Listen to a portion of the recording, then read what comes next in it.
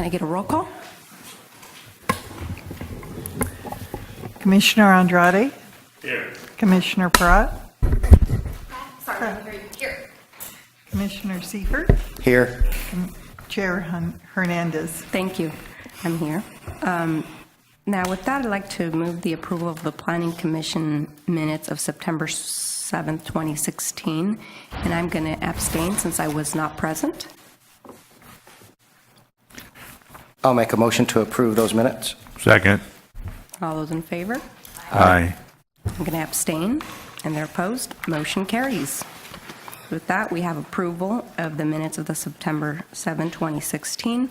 Now we're going to move on to public comment period. Each member of the audience may address the commission on any subject within the commission's business. Each member of the audience in each subject is limited to discussion of 3 minutes or as otherwise directed. Any public comment? No? Okay, with that, we're going to move on to item number 1, which is the BETTERAVIA Street Plan Development Permit at southwest corner of West BETTERAVIA Road and A Street. Staff, if you can give us a presentation. Thank you. Yes, thank you, Madam Chair and Commissioners. The Planning Commission may recall you recently reviewed a general plan land use amendment and zone change on this 0.5 acre property at the southwest corner of West BETTERAVIA Road and A Street. Yesterday, on September 20th, the City Council had its second reading and adopted the ordinance to change the general plan land use and zoning designations on the property from industrial to C2, PD, C2 plan development, general commercial, to allow future commercial uses. Now, the applicant, Mr. Rogelio Panagua, owner of the La Perla Market at 1138 West Church Street, wants to do something similar at this location. He calls it the A Street Market and Deli. So again, he's proposing a 4,420 square foot market and deli at the location. In terms of the development review of the project, again, the site, as shown on the site plan, the market's located generally at the corner. Pretty substantial landscaping on the east and the north sides facing BETTERAVIA Road and A Street. In this particular case, given the small size of the site, the applicant is proposing carry-out only, so it would be a carry-out deli. 19 parking spaces are provided. And the site plan, and as you can see, the service area, the delivery areas at the rear opposite BETTERAVIA Road. So staff believes that the site is appropriately laid out and it's a good site plan. One thing we looked at in terms of the building architecture, pretty basic commercial architecture. Again, it kind of mimics the La Perla Market, the sister store, so to speak. The entry facing west, facing the parking lot, pretty well articulated. Then there's the other elevations that we kind of looked at. The primary elevations, the building sides that face BETTERAVIA Road, and that's the BETTERAVIA Road facing elevation on the north. We think it's fairly well articulated. It shows the storefront, which is good, but in some points it's a little bit flat, particularly around that area that's being highlighted. Staff has recommended and added a condition that we add some little bit more relief on that elevation, some pop-outs or something to give it a little bit more, again, articulation, a little more relief, a little bit more light and shadow. And on all sides, as you can see at the top, there's that roof parapet element. We believe it's a little thin. It should have a little bit more substance. A little bit thicker and with a little bit more substance would make it more of an integral part of the building as opposed to giving it a kind of a tacked-on afterthought appearance. So we've also added a condition that be a little bit more substantial. And then finally, the A Street elevation, similar. We believe that needs to be articulated a little bit more. So we would have the same kind of a treatment, a little bit more relief, more pop-outs, those kinds of things. That would, again, add a little bit of interest to those street-facing elevations. So with that, staff would recommend approval of the project. One thing I need to want to add one thing. There was, at the study session, the Planning Commission did mention that just given the volume or the speed of traffic on BETTERAVIA Road, a right in, right out turn configuration should be added. So staff has added the condition that at the building permit stage, the applicant would install a right in, right out raised median, and that would be in the northerly driveway that exits and enters BETTERAVIA Road. And so with that, that would conclude staff's presentation. And again, staff would recommend that the Planning Commission adopt a motion to approve the project, approve the plan development permit with that added condition. This Thank you. concludes staff's presentation. Thank you. Thank you. Can we get the applicant presentation? Can we ask questions first? I thought, I think we have questions after. that's fine. Go ahead. Thank you. Good evening. My name is Brian Tetley. I'm with Urban Planning Concepts. I'm here with Mr. Gil Rodriguez, the architect for the project. And first, I just wanted to thank the Community Development Department, and especially Bill Scott, for working with us and getting us to this point. And I won't add too much to Mr. Scott's thorough presentation. I just wanted to go to the elevations for a moment. And first, let me just state the two specific issues Mr. Scott mentioned. First of all, the architecture and wanting some additional definition, articulation for those facades. We completely agree, and we'll be working with staff between now and hopefully with the approval this evening and the building permit stage for construction to add those features to the building. But we should just note that we don't see the landscaping that's going to be in front of the building and helping to screen and soften the building, just so you can see what's actually being proposed. So it looks a little more plain than it would be when constructed. So I just wanted to point that out. And then secondly, the issue of the right in, right out provisions and having an impediment there for people who may want to turn left when it's not going to be allowed. Again, we agree with staff to do something to prevent that from happening, and we'll be working with staff in the engineering division before construction to have a good solution for everyone involved. So with that, we're just here for questions if you have any, and we look forward to a positive outcome of the hearing and working with staff from here on out. Thank you. Thank you. Do we have any questions from the commission? Mr. Andrade? Yeah, I have one question. Is there, I didn't know whether we were requiring an at-grade entranceway, since that's going to be a pretty heavily traveled Madam roadway Chair at and some Commission, we are proposing an at-grade driveway off BETTERAVIA. Those speeds definitely lend itself towards an at-grade approach, and that was shown on the preliminary design plan, so Great. we kind of just went with it. That's all I have. Thank you. Thank you. Any questions? No? I do have a question about the additional offsets. Do we have any more detailed information about the offsets? Madam Chair, you mean detail in terms of what they would look like? Yes. We didn't bring, we probably should have brought examples, but we try to be flexible and give some options. But you see those, the kind of the fall columns, the vertical elements, those could easily be popped out to be thicker. Maybe add, if you made them say add a few inches to a foot, you'd have more relief right there. So that alone would add a little bit of interest. It would make it more like a poster column as opposed to a flat feature. So that's one approach, and there could be several more like that. So that's an example, I think. Okay. And then also the thickening and wrapping of the roof?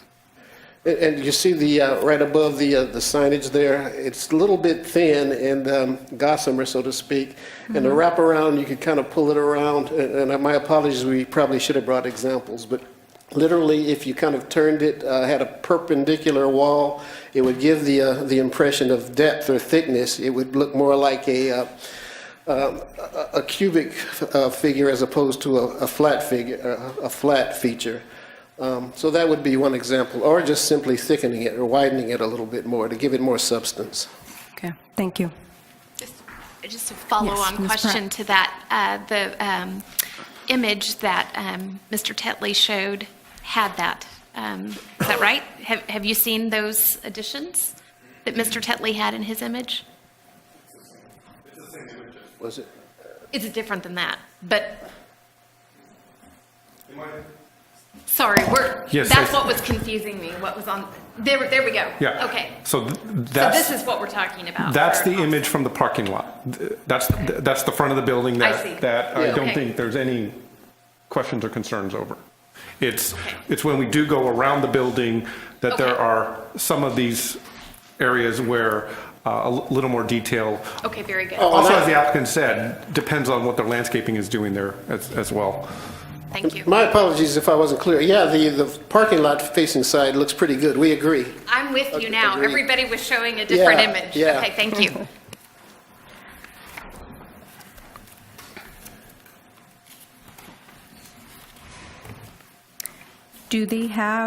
Does the applicant have an estimate of the start date that they would begin construction?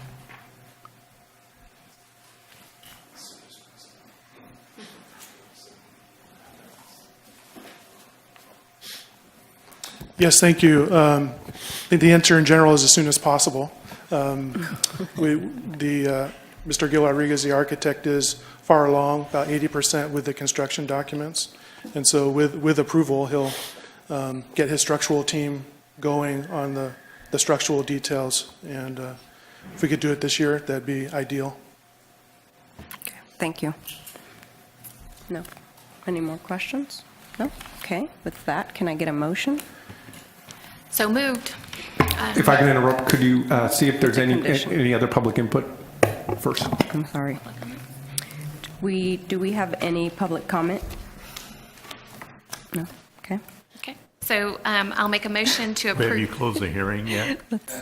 You would Yes. follow your little. Close the hearing. All right. And now, Ms. Pratt. Ready? Thank you. Okay, I make a motion that we approve Plan Development Permit PD 2015-0019 The additional condition. with the added condition on the screen, noted on the screen. I'll second that motion. All those in favor? Motion. Aye. Aye. Opposed? Abstention? Motion carries. Thank you. Congratulations. We're going to move on to item number 2, Winsett Farms Phase 4 Greenhouse Plan Development Permit at 1650 Black Road. Staff? Thank you again, Madam Chair and Commissioners. There's a lot of material in the staff report, and there's a lot of issues that we covered. So if you have any questions, we'll follow up. We'll refer to the staff report. So I'm just going to kind of briefly touch on the project itself. Okay. And you may recall, you recently reviewed a development agreement for the project. You forwarded that development agreement to the City Council, and the City Council adopted that development agreement on September 6th, 2016, and the development agreement would become effective October 6th, 2016. Again, that's the project site. It's called the Phase 4 expansion of Winsett Farms. It's on the easterly side of the existing Winsett Farms site. The project site is located in the Area 9 specific plan area. The zoning is the PD M1 Plan Development Light Manufacturing Zoning District in Area 9. Area 9, the specific plan, covers about 890 acres, obviously in the western part of the city. The project site itself is bounded by Black Road, Carmen Lane on the south, future East Street on the east, and future Sonia Lane on the north. Again, that Winsett Farms property, phases 1, there's phases 1 through 4, entail about 220 acres total. Phases 1 through 3 were developed around 2011, 2012, and the first phases 1 through 3 entailed roughly 5.7 million square feet of greenhouse development and a packing shed that was about 141,000 square feet in size. And that phase 1 through 3 portion covered about 171 acres. So this current phase 4 project would finish the build out that 220 acre site, so to speak. Just incidentally, Winsett Farms does own the properties to the south. Total roughly another 100 acres owns our options to those properties to the south. also within the Winsett Farms area, within the Area 9 area. Last year, and it's shown up in the upper, last year the Planning Commission approved a plan development permit for some temporary hoop houses. The hoop houses were, again, temporary greenhouses. That site covered about 8 acres at that time. Recently, the zoning administrator approved an amendment that allowed a couple of extra acres. So total, there's about 10 acres in that corner of temporary hoop houses. As a part of this project, the applicant has requested to make those permanent structures. And so again, the project itself, as shown in the red boundary there, covers about 49 acres, and the current project, called Phase 4 expansion, would entail 2 greenhouses. The 2 greenhouses, the glass greenhouses, would total about 1.3 million square feet. Again, there'd be an additional packing shed and shipping shed located in the center. It's about 88,000 square feet in size. And again, we would make the temporary hoop houses permanent as a part of the project, covering about 10 acres. And again, there would be some associated infrastructure improvements as well. So that's the current project. In terms of design and development review and project review, a couple of the major things we looked at. Winsett Farms has some unique needs. Again, as you well know, they're a growing facility. They have a kind of a high-tech approach to growing produce. So again, they have some very unique needs. In terms of setbacks, again, the project site's in the PDM1, Plan Development Light Manufacturing Zoning District, bounded by streets, Sonia Lane, E Street, and Carmen Lane. The M1 zoning district requires a 20-foot setback when you're along a public street or along a street or roadway. The project provides it, so there's a 20-foot setback from the building, the greenhouse, to the street right-of-way. However, one of the unique things is typically we landscape the setback. In this case, Winsett Farms requests no landscaping in that 20-foot setback. Instead, they place a service road in there to facilitate their operations. For a couple of reasons, again, Winsett Farms has stated or requested no landscaping in the setback because, one, the typical landscaping shade would impair their operations, and two, their growing operations are very sensitive to certain kinds of what we would call just common garden pests that you might see in typical landscaping. So they have some very unique needs in terms of restricting the location and the types of landscaping. So again, they request that the setback not be landscaped. Instead, you can see the landscape strip provided there. It's about a 10-foot wide landscape strip, and that would be along the site perimeters, along the public streets, Sonia Lane, E Street, and Carmen Lane. So in a nutshell, the setbacks and landscaping, that's the way they're proposed. Additionally, in terms of landscaping, the type of landscaping, again, they use or propose a very limited palette, palm trees and turf. And there's an illustration of kind of what we've done in previous phases. So they would match that, so to speak.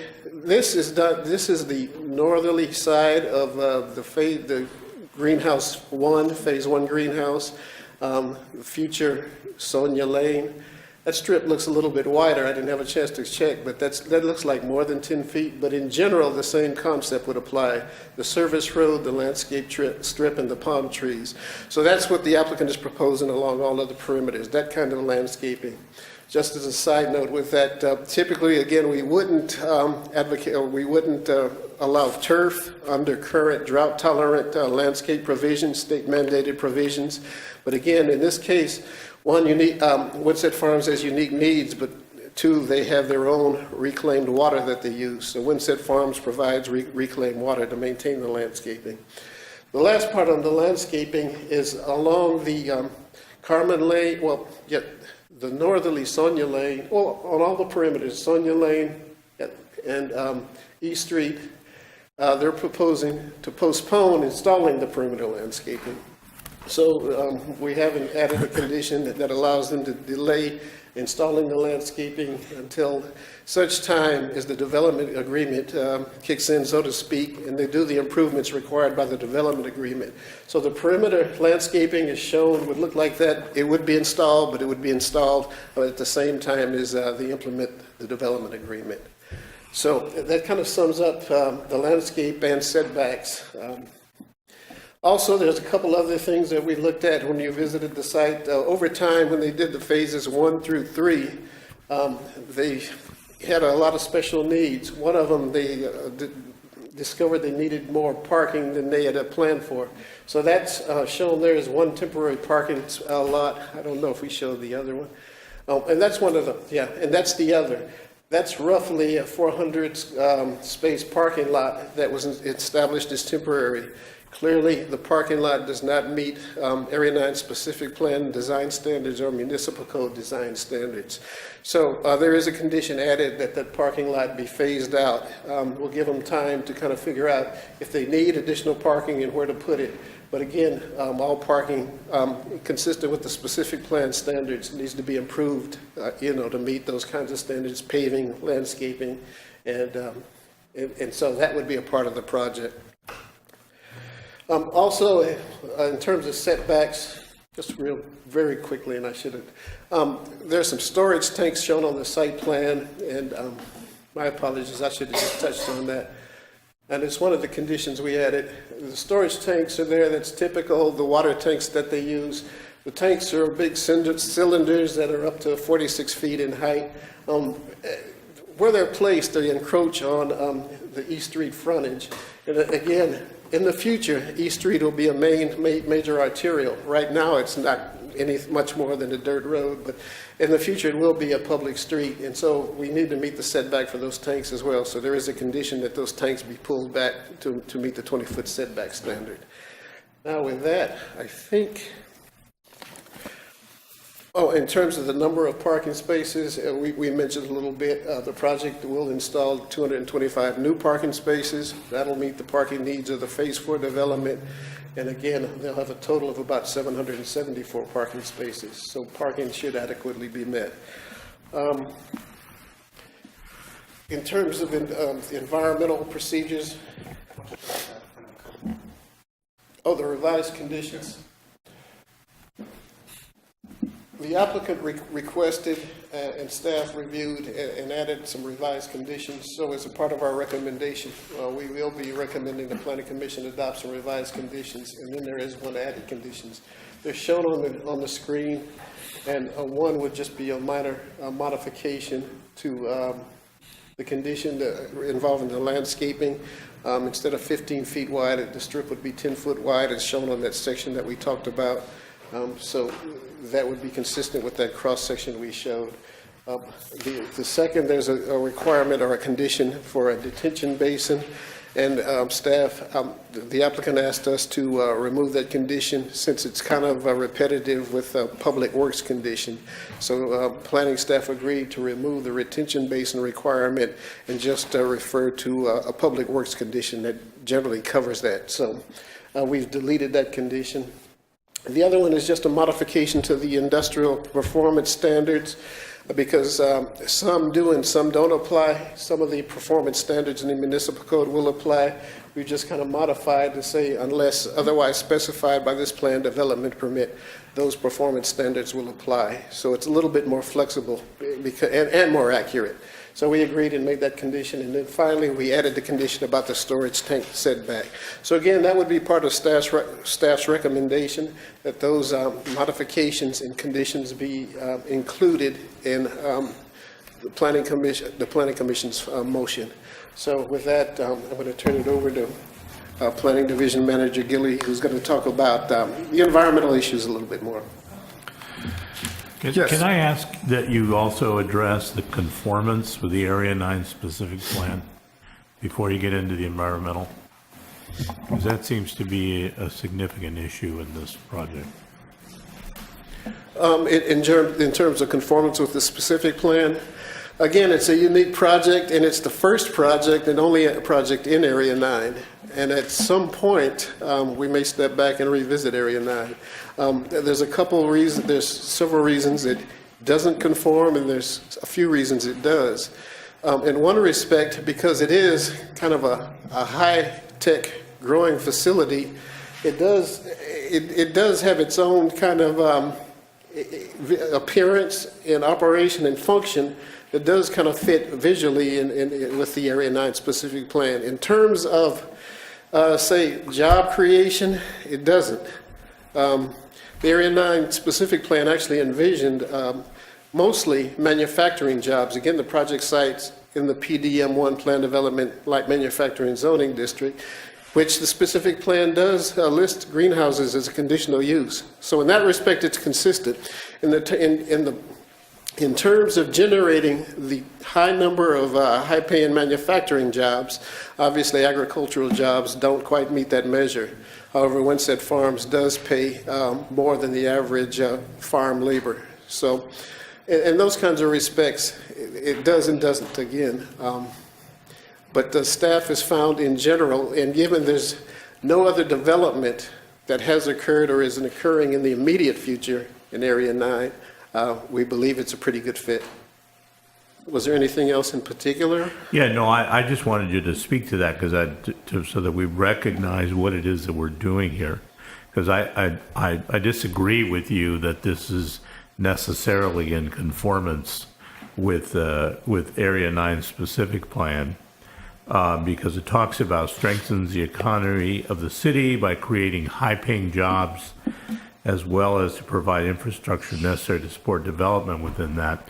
So it's really focused on industrial and commercial park. That's the focus of the Area 9 plan. And I know that Area 9 plan folks spent a lot of time in developing that. And so I'm concerned that this project that isn't industrial or commercial is taking up a large percentage of the Area 9. And so I don't think we should fool ourselves that this is necessarily in conformance with that. But maybe we need to recognize that industrial and commercial parks are not going to be developed in that area, and that's not what we're drawing. And so, as opposed to kind of fudging this because it looks high tech, that it's industrial and commercial park. So I just think we need to recognize that and figure out how we fix the Area 9 plan. So I appreciate the report because I think you spell it out. You spell out the problem, and this has kind of been creeping since it was 1, 2, and 3. So it's now, and then with the potential of being another phase 5 in the future, we're looking at this project being a very large part of Area 9. And so that changes the whole focus, it seems to me. So anyway, that's my comment. And if I could comment on that, I think that's a very, very accurate statement. As was stated, the plan envisioned a certain thing that didn't happen. Right. Winsett has come in and has done development and has met certain parameters, but not the vision. And that does beg the question that the city should look at the plan again and decide, is that vision even realistic? One of the major issues is that a more intensive industrial use is going to need a lot of infrastructure. Infrastructure that Winsett's actually able to operate without. They operate off well water. They have septic. So they're actually able to operate out there without the infrastructure that every other use that's envisioned would need to do. When the plan, Area 9 plan was made, as is written in the staff report, the expectation was the first project would come in and establish do all this work to establish how infrastructure would get paid for and so on and so forth. And the reality is that hasn't worked. Every time someone has come in wanting to do a development, we as a city have been faced with, do we want to burden this person? Maybe they're just doing a subdivision map, which is technically still a trigger, or maybe they're doing a temporary greenhouse or what have you. And so it didn't look realistic to force them to do the financing apparatus for the whole area. But that's what the plan envisioned. So we do hope that resources come available so that we can relook at the vision of Area 9 and what it can and should end up being. Right. I looked at the report very carefully because I thought I was concerned about that.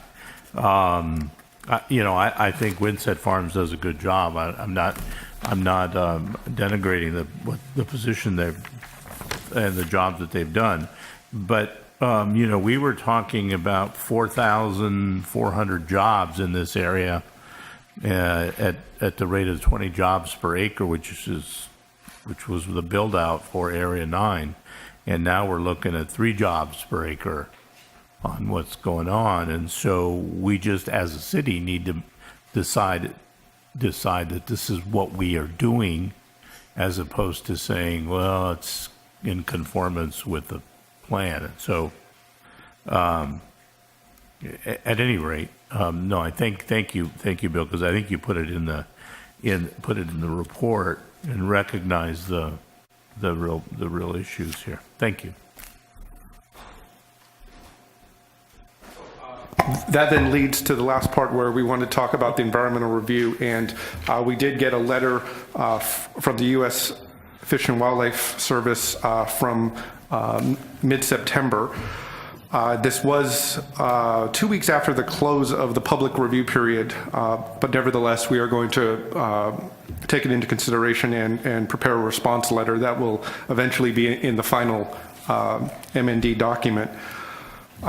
Just for the record, want to state that the conclusion of the letter from U.S. Fish and Wildlife is that they recommend the applicant either conduct surveys according to established guidelines or go through a process with their department to address it in other ways. The mitigation measures in the MND call for the provision of a biological survey prior to issuance of building permits for phase 4. So in our mind, and with the advice of and direction of the consultant who prepared our environmental documents, we do believe we are meeting what is being asked for. There will be a survey done, and if anything is found, then the mitigation measure also says that the applicant has to reach out to U.S. Fish and Wildlife and work those issues out. The reason we don't think any further studies are necessary right now is because all previous studies have found that there are no individual frogs or suitable habitat features for those frogs on the site. So based on all this information, we are going to prepare a response to the Department of U.S. Fish and Wildlife with that content. We still are recommending that the commission adopt mitigated negative declaration based on the recommendation in the staff report.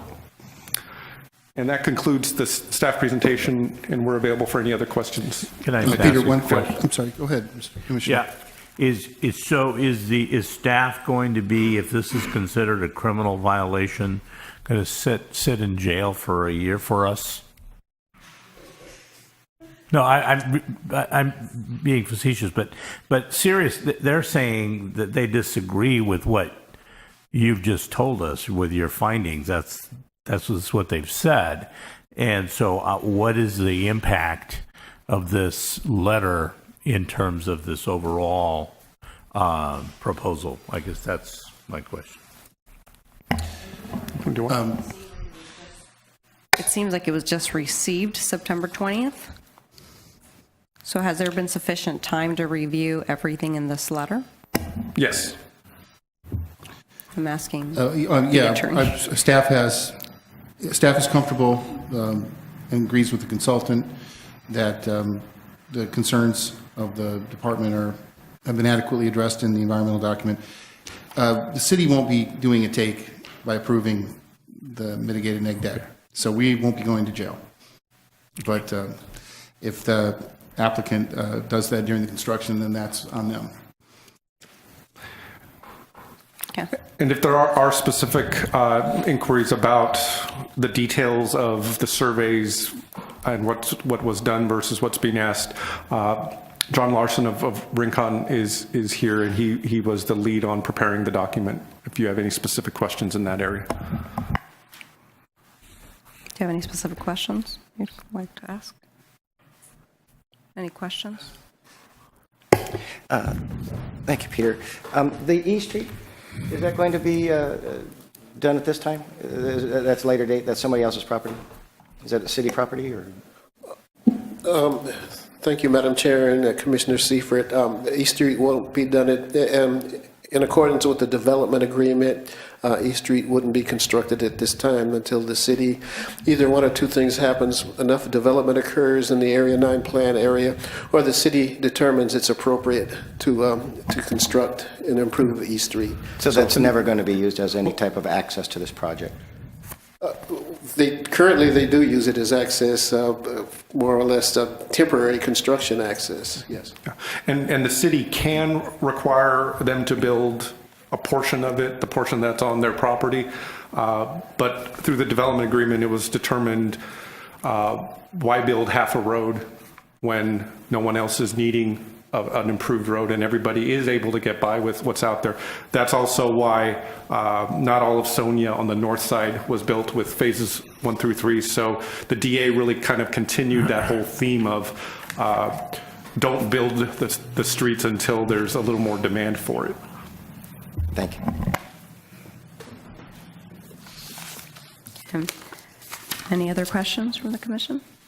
No? Okay. I do have a question. Number 7, Department of Oil and Gas and Geothermal Resources. There is some wells. Do we know who owns those wells currently?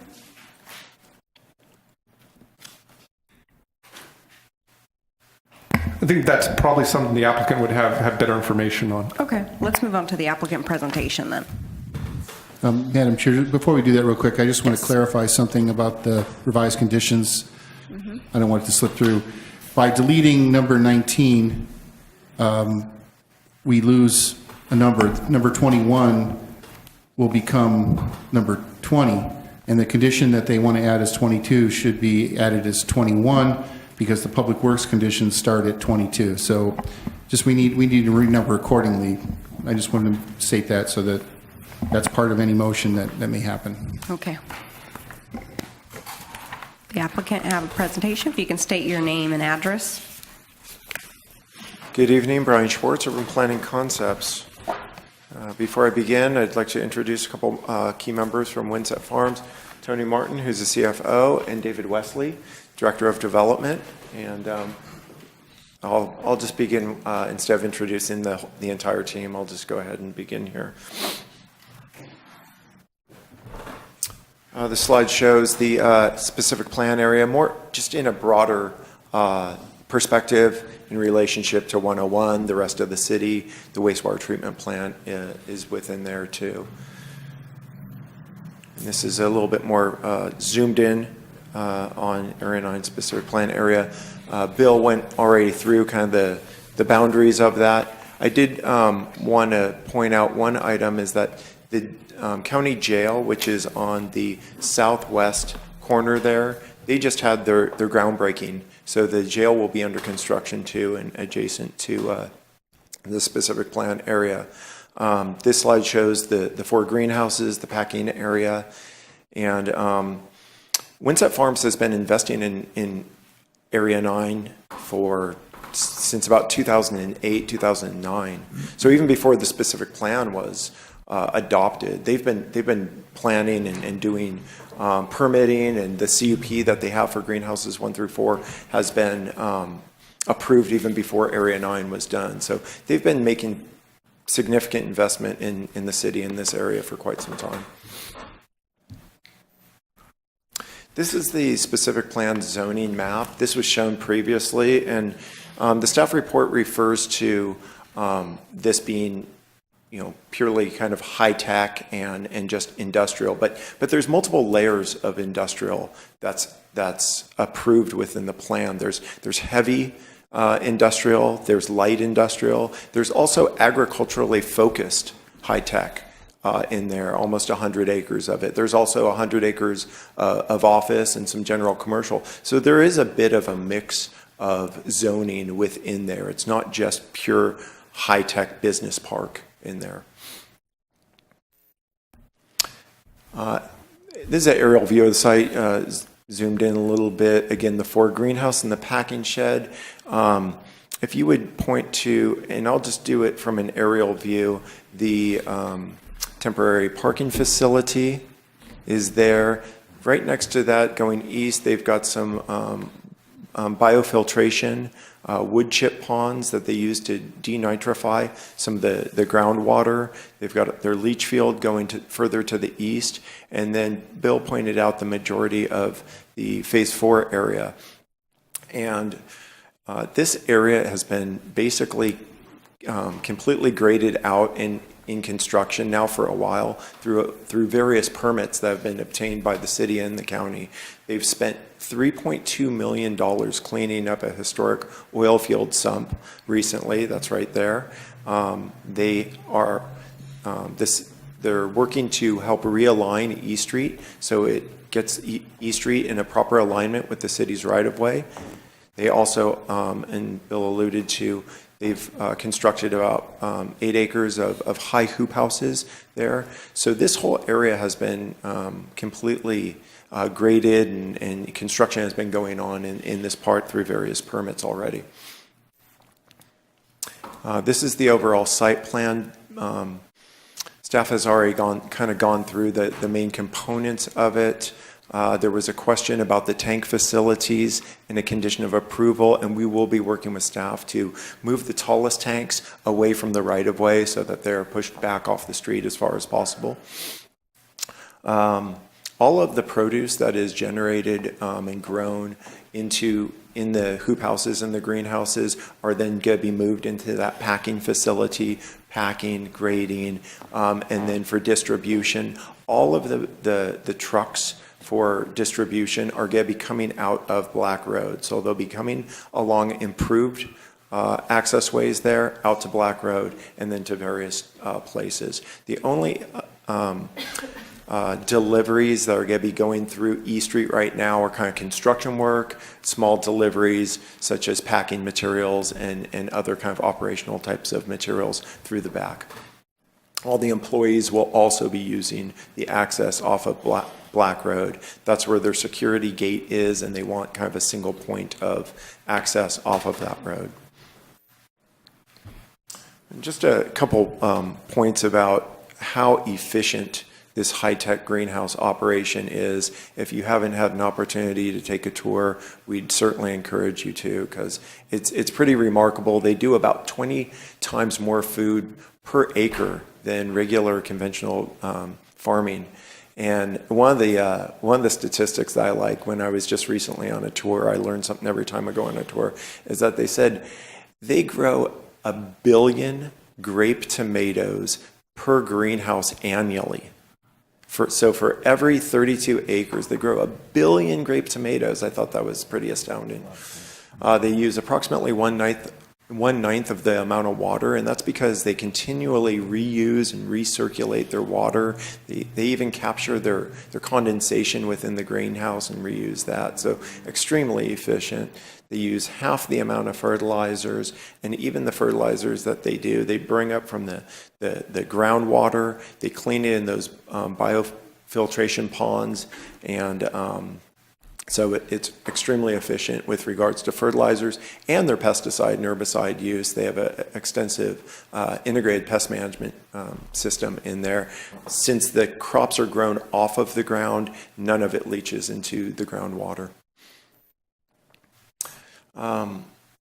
So in summary, the project is part of a planned expansion. It was anticipated in the first DA to have this phase 4. So this has been contemplated for many years now. The Windset Farms does make significant contributions to the local economy, even though the staff report talks about how the employment has fell short of that. 800 employees is a pretty good amount. Their wages that they pay are comparable to some of the largest industrial companies here in town that they pay. So I know they say, well, they're still agricultural rates, but I think if you go and look at some of the largest ones in town, you'll find that they are comparable through their piece rate pay system. The environmental document found no significant impacts. And this facility is one of the largest facilities, I believe, in the world. It really helps to recognize Santa Maria as a leader in high-tech agricultural technology.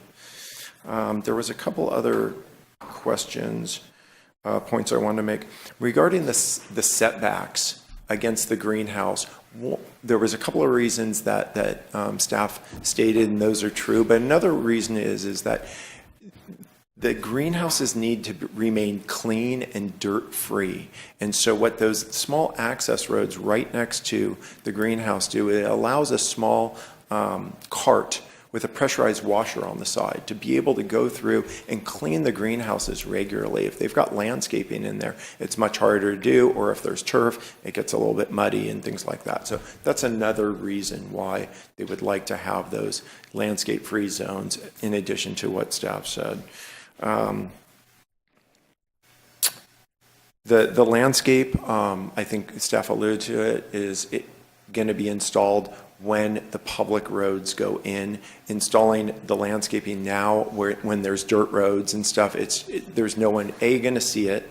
And I think that was one of the reasons why the development agreement was approved, so that you're putting the improvements in the areas that are most visible, most traveled, and then doing the full improvements, including the streets, gutters, sidewalk, landscaping, street lights, and everything once they become public roads and used more frequently to the public. We have reviewed the staff report, the conditions of approval. We agree with those, and we want to thank staff for all the work that they've done. We're available for any questions. That concludes my presentation. Thank you. Any questions from the commission?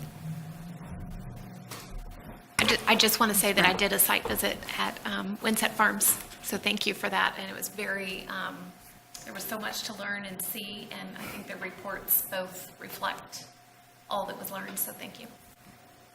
Mr. Sievert? Thank you, Chair.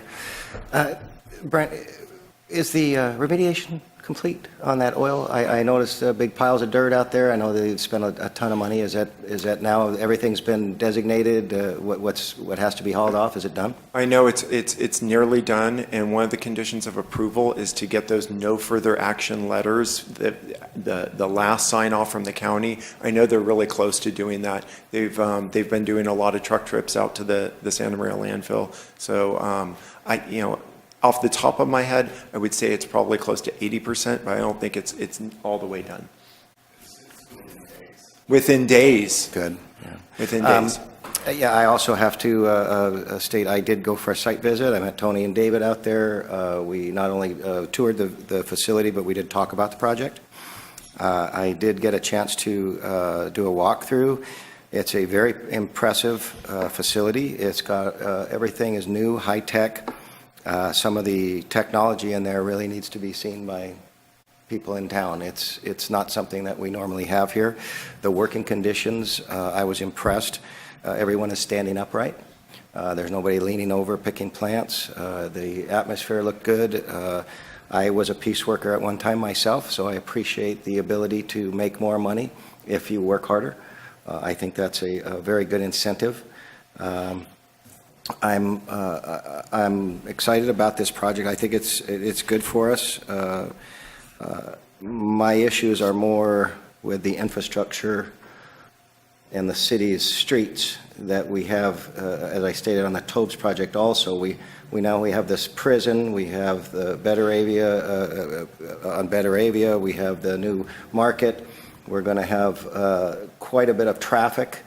And I would just say to the city, we really need to think about BETTERAVIA and the street and make sure that we have enough lanes and traffic mitigation, whatever we need to do, because this thing's going to fill up with all this new development.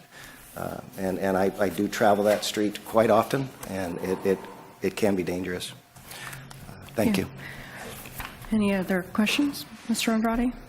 No? I do have a question about traffic, as you have at the moment 800 employees at the... Currently, total, the estimate, that would be with this next phase, would be approximately 800. So how many do you have right now? Currently, there's about 7, and so this 700. would add another 100. Now, is there an issue with traffic right now? Not that I know of, but the city could comment if there's been any complaints received. We have 700 people coming and going from that.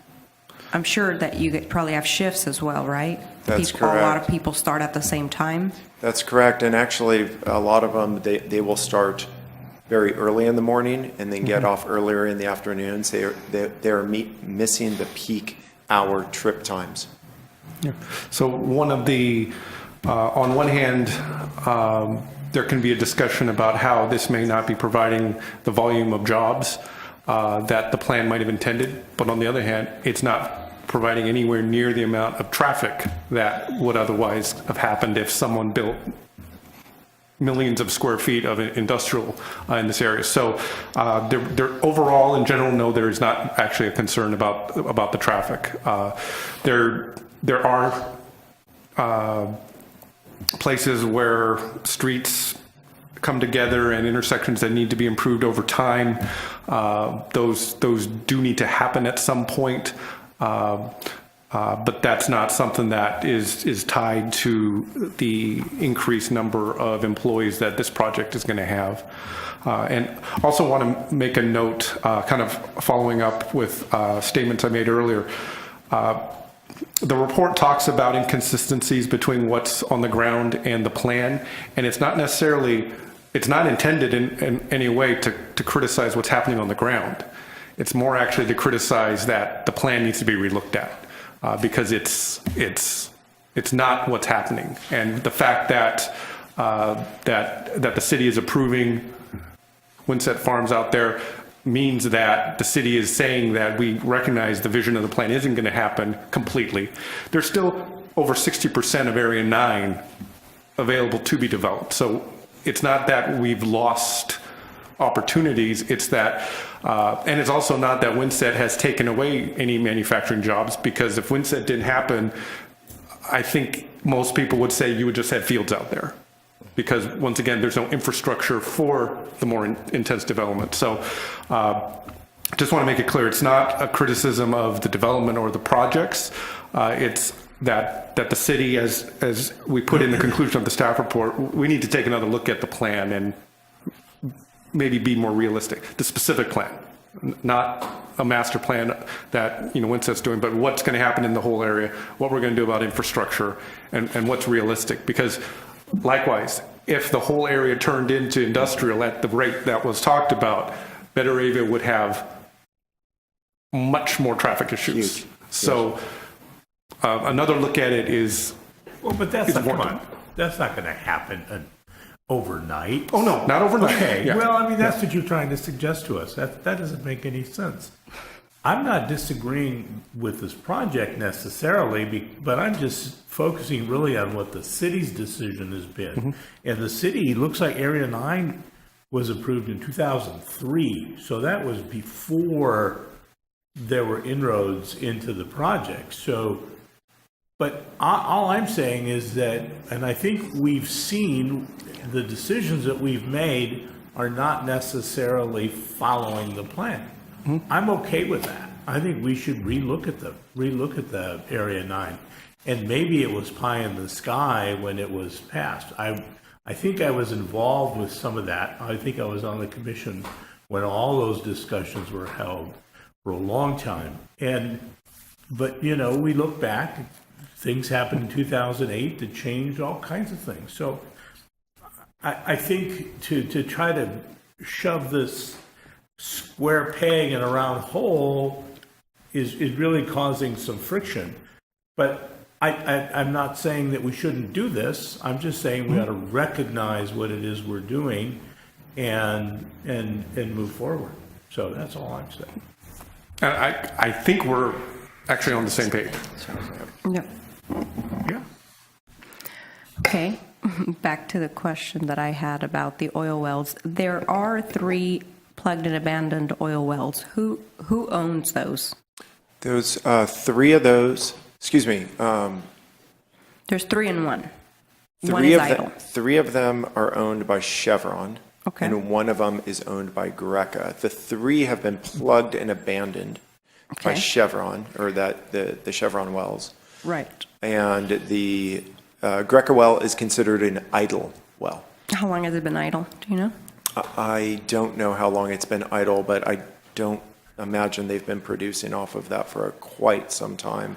There is an easement around that and on the plan there is a pathways in order to get any types of service rigs in there to work on the well if necessary. So not only is there a boundary around the well for an easement for Greca itself, there's also a pathway for Dogger requirements in order to get the rigs in there for service if necessary. Okay. For the 3 plugged and abandoned, I see that if, in the case where a greenhouse is located on or over or in close proximity, the oil wells are going to be unearthed, they'll be tested, reburied, and there's going to be a vent system. Who's going to pay for all of that? Because that is expensive. That's all paid for by the applicant. That's my understanding. Is there an agreement with Chevron for that?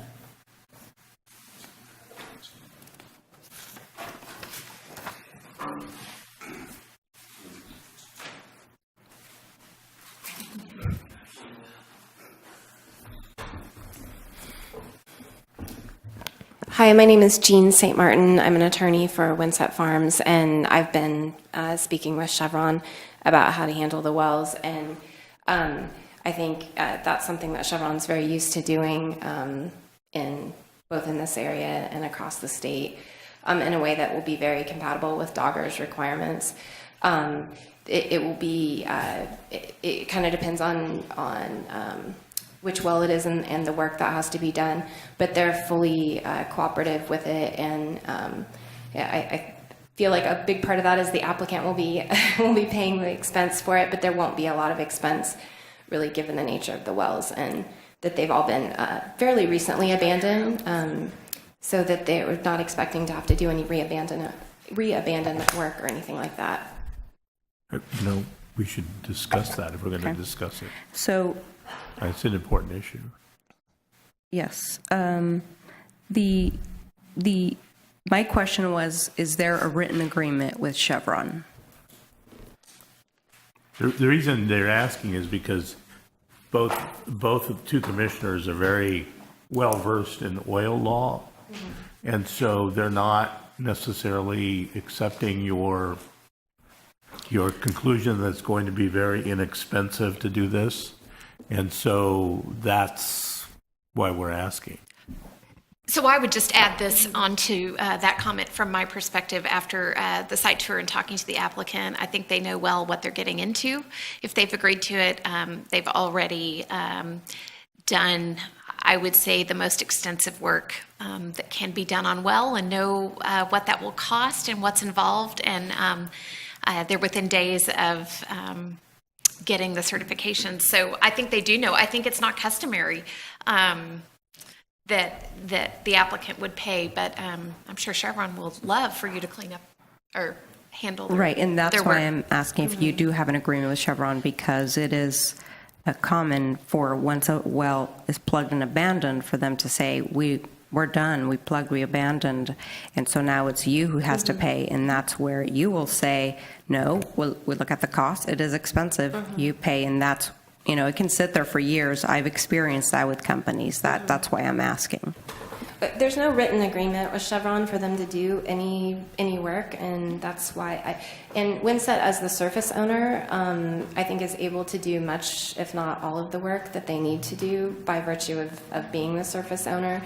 It's not that they, there might be one well that requires some additional work, but I think that can be very easily accomplished. In a recent conversation, I think that's about a one-page agreement with Chevron to do that.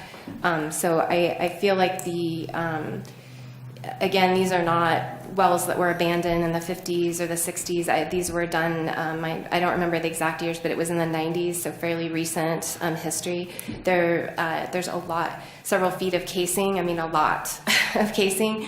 So I think the chances of I think everyone's kind of looking at it that they've analyzed the risk and are very accepting of it, and if there's an issue, that the applicant will deal with it. Okay, thank you.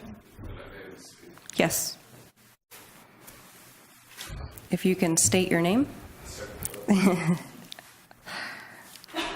Thank you. My name is Tony Martin. I'm the Chief Financial Officer of Windset Farms. When we started on this journey in Santa Maria way back in 2008, we did an environmental assessment on the property. We delineated the different wells and sumps that we would have to remediate in order to undertake the work that we were looking to undertake. Since that date, we've spent about $5.6 million remediating the soil in the area, in and around the sumps, and in and around the wells that we would place at depths that met the requirements at that time. We know that there are approximately 3 wells, I think, in question. They've been capped to a depth of about 150 feet, I think, is the value. And whatever soil is in or around that well that needs to be remediated, we'll do the work that's required in order to place the well in good standing. We very much appreciate the property that we have in Santa Maria. I do want to also answer the question on jobs and employment. We value every person that works for us, and I know that you toured and were quite impressed with the way in which our crop workers interact with the crop at the level of the waste. It's a very, I think, physically less demanding job than they would see in other locations. But Windset values our relationship with the people who work with us and for us. This year, we're undertaking a process called the Equitable Food Initiative. It's a project of the farm labor movement, of some very large retail organizations, ourselves. It's about making certain that our workers, no matter what job they perform in an organization, have a voice within the organization to discuss issues that are real and direct to them with the senior-most people in the organization. We have a team of 20 workers that have been elected from their peers. They conduct regular sessions. We identify opportunities for training, for safety, for health issues, health safety issues. We undergo third-party audits to ensure that we afford the very best working conditions we can provide our workforce. As to the retention, when we first started in Santa Maria, retention rates were very, very difficult for us. We would see movement in our employees of 30 or 40%. This year, our retention rate, or our attrition rate, is down to about 5% in farm workers. We offer an environment where they can work 50 hours a week, 60 hours a week, 48 hours a week. We pay overtime in our pack sheds. We do run 2 shifts in the pack shed. Our agricultural workers start in the morning, but our pack shed workers start in the afternoon. We have 2 access points to the site, so traffic is not a problem. We've tried to manage that effectively with the start times as well. With regards to compensation, we offer piece rates on all jobs. The piece rates are seasonally set and crop set, meaning that grape tomatoes harvest at a certain quantity in the summer versus harvesting at certain quantities in the winter. And we actually adjust the piece rate so that our workers earn a reasonable living. We want them to receive a living wage. We have health benefits. And as to high-tech jobs, we have people in the IT function, we have people in human resource functions, we have people in crop science functions. We're looking to develop a propagation facility here that would be virtually all high-tech. We have growers who are, senior management. We have assistant growers. We have crop supervisors, labor supervisors. And we look to pay very, very competitive wages with the industry. I mentioned before, and I think maybe it was at City Council, that our compensation for our full-time, not our farm labor staff, they earn a piece rate for a bonus, but our non-piece rated workers or workforce have incentive compensation components to their salary. Each year we undertake detailed job description reviews, so we track the changes in a person's role.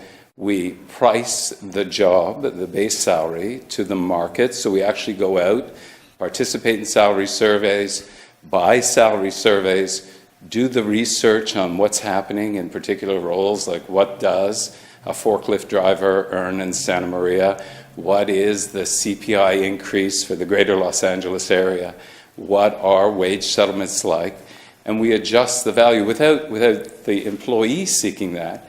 We adjust their base rates accordingly.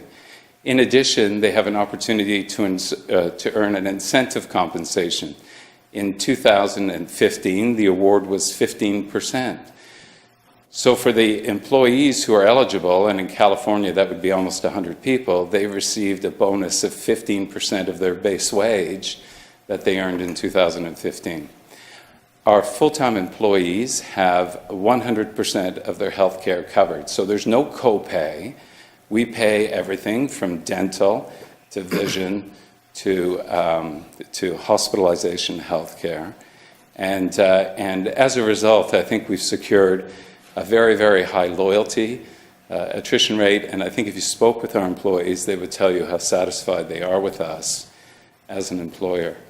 We welcome the opportunity to be in Santa Maria. We have worked very, very closely with city staff, and we have to say they're amongst the finest people we've gotten to work with.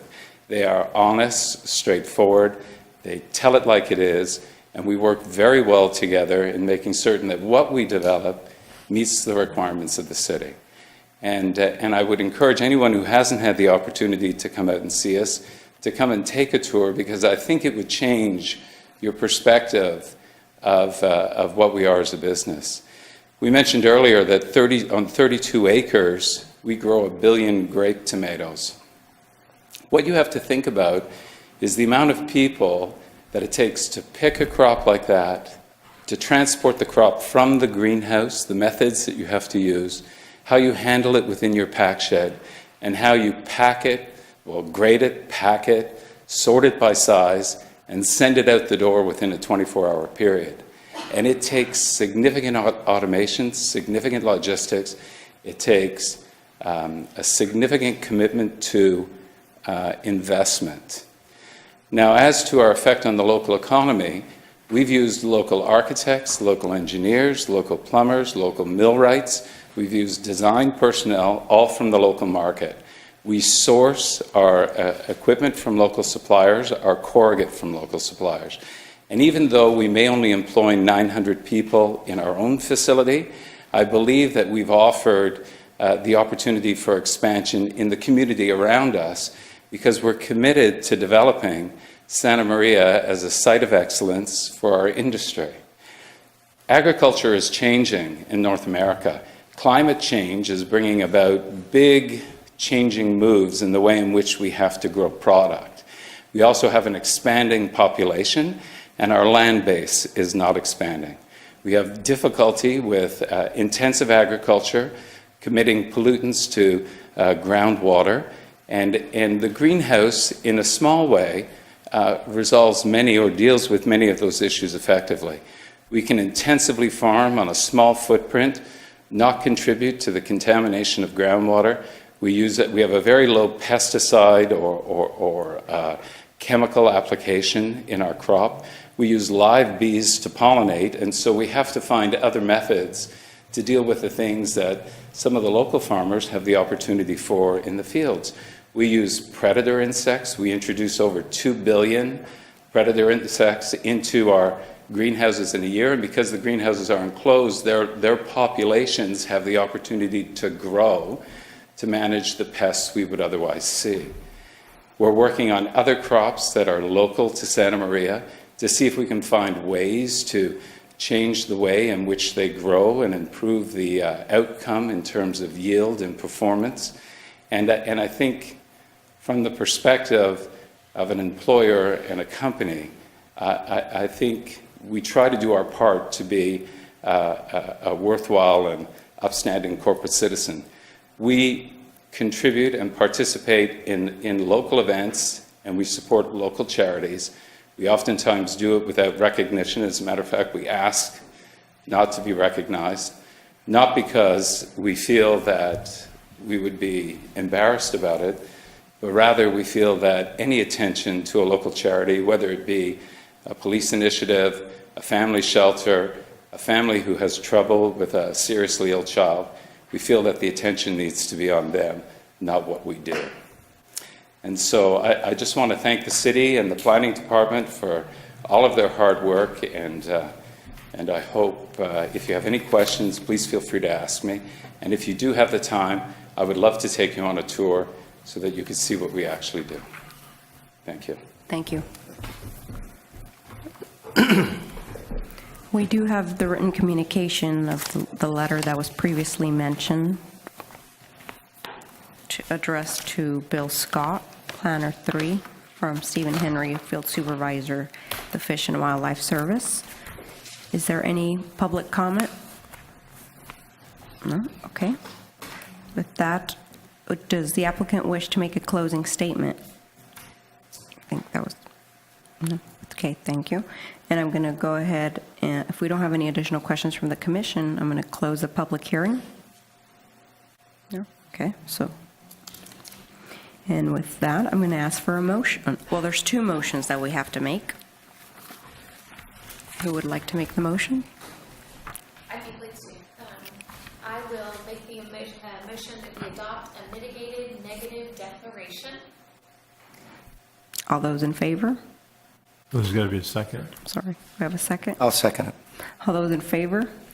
Aye. Aye. Opposed? Abstentions? Motion carries. And I will move that we approve Plan Development Permit PD 2016-008 with the conditions and the renumbering that the attorney indicated earlier. Yes. Can I get a second? I'll second that motion also. All those in favor? Aye.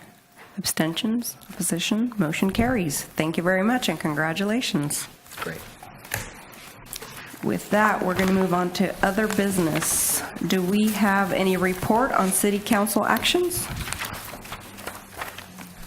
Thank you.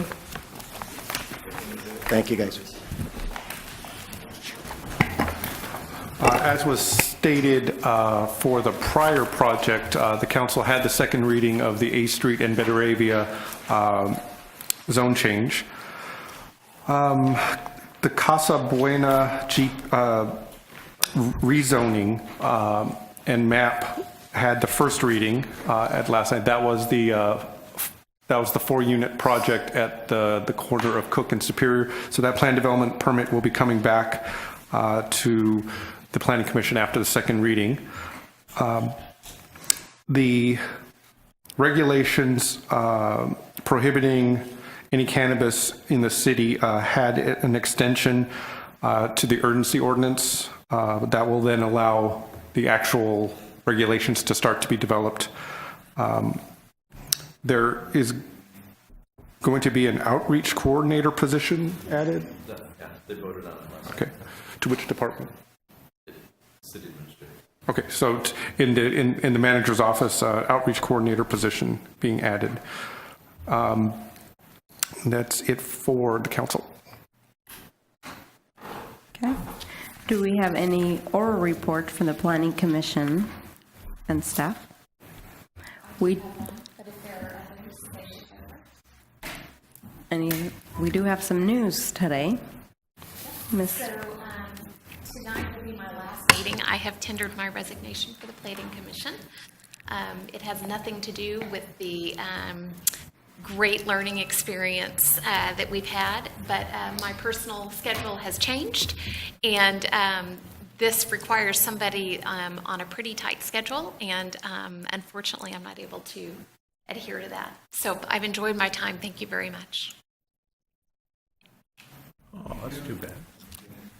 Well, we thank you for your time and your service that you did get to spend while it was short. We want to thank you for that. Is it because you don't want to go to jail? Because I've been through that enough. I'm not worried about that outcome. okay. No, all kidding aside, I've enjoyed this. It's very stimulating and a really important role that is representing the city in all of these decisions. So for that, I'm grateful. Thank you. With that, I'm going to adjourn the meeting. Thank you. If we could Yes. still talk about tomorrow and how many people think they would be there? Just two? Just one? Mm-hmm. Okay. Yeah, I mean, should we just cancel? So we'll just cancel and postpone the items and put a notice, and staff will be there to let anybody who shows up know that we're not having the items. Yes. Yes. You can work all day. Thank you.